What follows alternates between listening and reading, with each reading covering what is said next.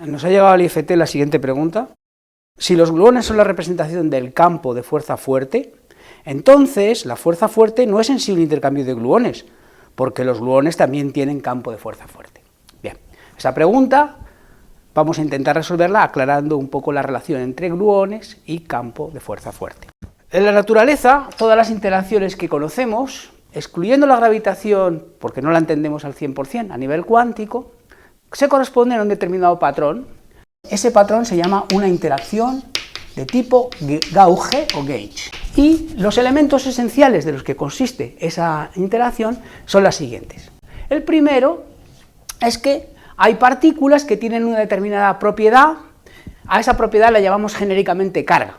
Entonces, partículas tienen carga. Esta carga es aditiva. Si tenemos dos partículas, se suman las cargas de cada una de las dos partículas.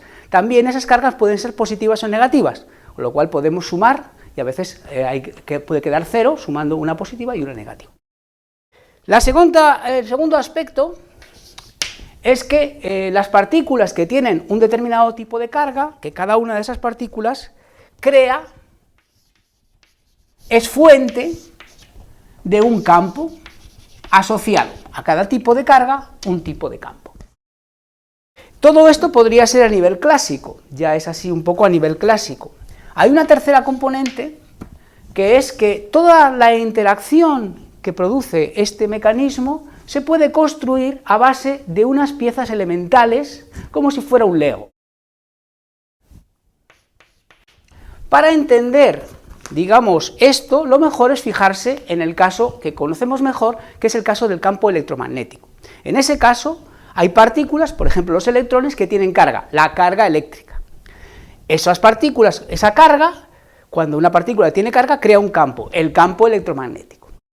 Y la manera de entender la interacción electromagnética hoy a nivel cuántico es con una pieza de Lego,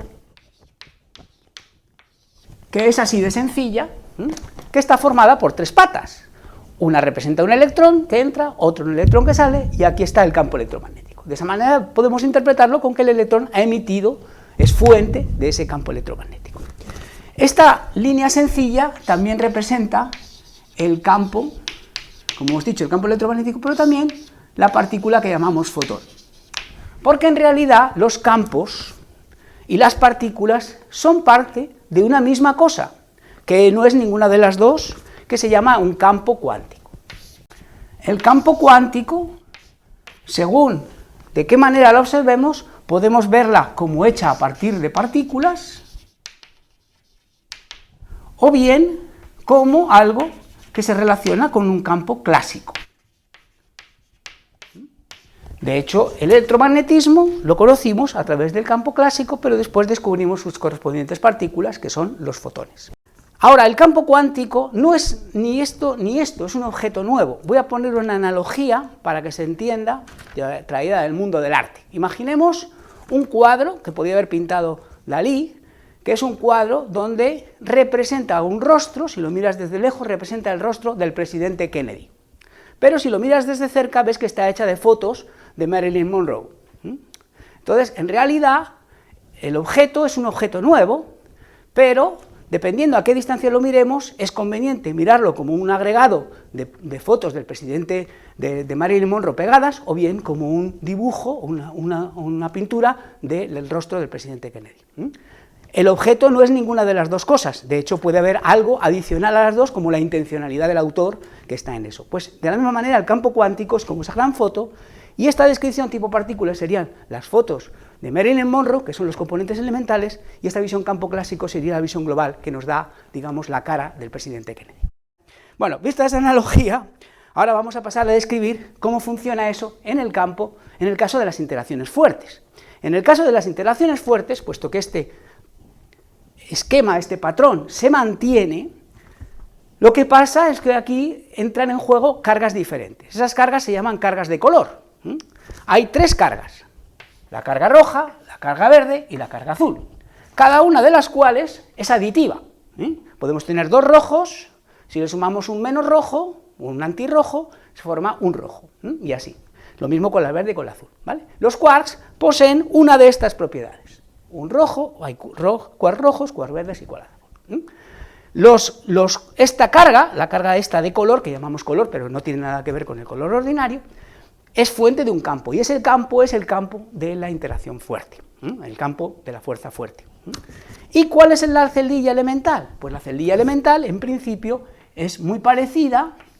Tenemos aquí un quark rojo que de repente se convierte en verde y emite campo de fuerza fuerte, pero como hemos visto, esos campos a su vez están relacionados con partículas que serían lo que llamamos los gluones, o sea que los gluones son como los fotones para los campos de fuerza fuerte.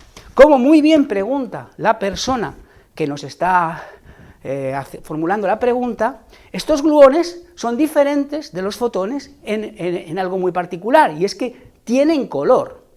Un color muy particular. Fijaros que como el color se conserva, como todas las cargas, para que un rojo se convierta en un verde, la diferencia, este tiene carga 1 roja y este tiene carga 1 verde, pero ninguna carga roja. De manera que el gluón que se emite tiene una carga roja y una carga negativa verde. De esa manera, la carga inicial, o sea, la carga que sale al final es roja, y igual que al principio, solo roja, y aparecen esos gluones. O sea que los gluones tienen carga doble, carga de un color y de otro, una con signo positivo y otra con signo negativo.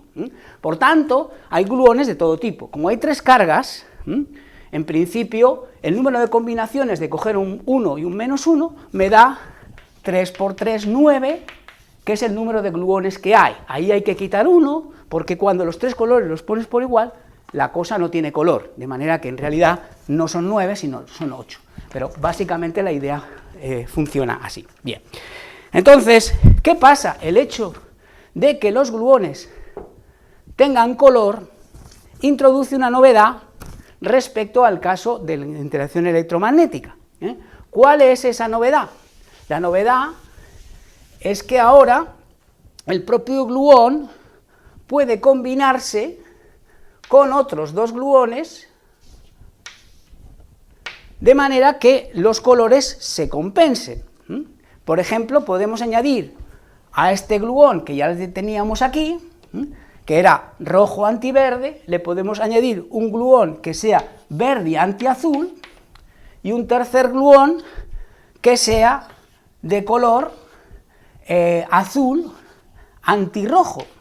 Como veis, si sumamos las 3 cargas y ponemos los 3 gluones, la carga neta de esto es 0, 0 y 0. Eso introduce, como veis, esa interacción elemental donde hay 3 gluones pegados, formando una estructura nueva. A la hora de construir nuestro Lego con piezas elementales, no basta con poner solamente esta pieza, hay que poner también esta pieza, y eso complica enormemente la forma en la cual podemos formar interacciones. Un ejemplo válido en el que se ve cómo las piezas se pueden ensamblar. Podemos poner aquí un quark,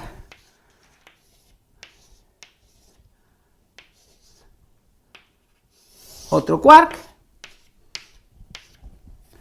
los colores no los pongo, pero en todas partes los colores, en cada uno de estos vértices el color es netamente 0, el que entra por aquí es el mismo que el que sale, así. O sea, esto sería una posibilidad, pero también podemos formar dibujos que son solo de gluones. Pueden ser muy complicados, como podéis ver. Entonces, esos dibujos reflejan el hecho de que, en este caso, solo los gluones, por sí solos, ya tienen una interacción, y es una interacción muy importante, pues que pueden producir todo tipo de dibujos de este tipo. Esa interacción se llama Yang-Mills. Y a nivel clásico, representa que ese campo es no lineal. No lineal lo convierte en mucho más complicado. Entonces, para terminar en esta descripción, voy digamos, comentar cuándo es útil ver el campo como un agregado de partículas y cuándo es útil verlo como un campo clásico modificado.